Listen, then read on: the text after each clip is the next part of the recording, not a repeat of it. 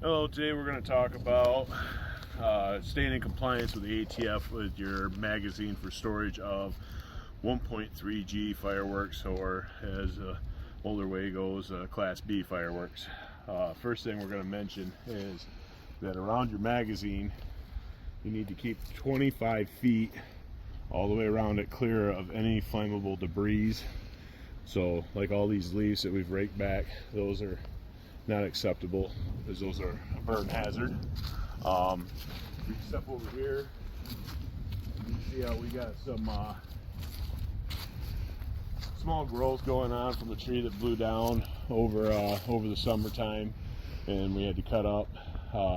The stumps are going to have to be removed. That small growth is going to have to be removed because we're not allowed to have any bushes or anything over 10 foot or under 10 foot tall. So those being under 10 foot tall have to be removed. If you look at all the bigger trees in the area, because those are over 10 foot, those we can legally allow to be in the area. To move on to the magazine itself, we need to make sure that the bottom is covered where nothing can get up underneath the magazine. So if there was a wildfire or anything to that nature, that hot embers can't get underneath the magazine and start smoldering and building heat inside the magazine. As you can see, we got one hole right there that we've got an animal or critter that's getting underneath there, so we're going to be setting a trap or something to catch that critter and relocate it, and we'll fill that hole back in. Let's move on to the magazine itself. Number one thing you need to do, as you can see, we use like a rail container. This is a Type 4 magazine. These are called hoods right here. You can see these latches here, that when these go closed, that goes inside of the hood. And then you take your padlocks and you lock it up. Now your padlocks have to be a boron alloy shackle. These are what the ATF requires. They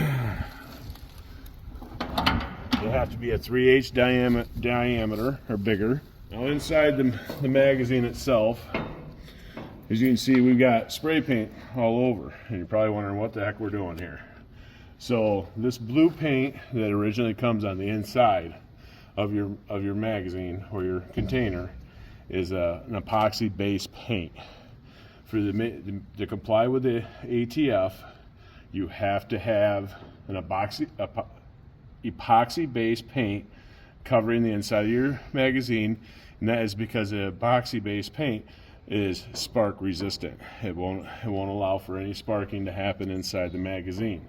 So you can either go this route, or you can line the inside of your magazine entirely with wood. We chose to go this route because it was easier, faster. As you can see, like all these little spots with rust, we've just been going through and touching these areas up with this black epoxy based paint.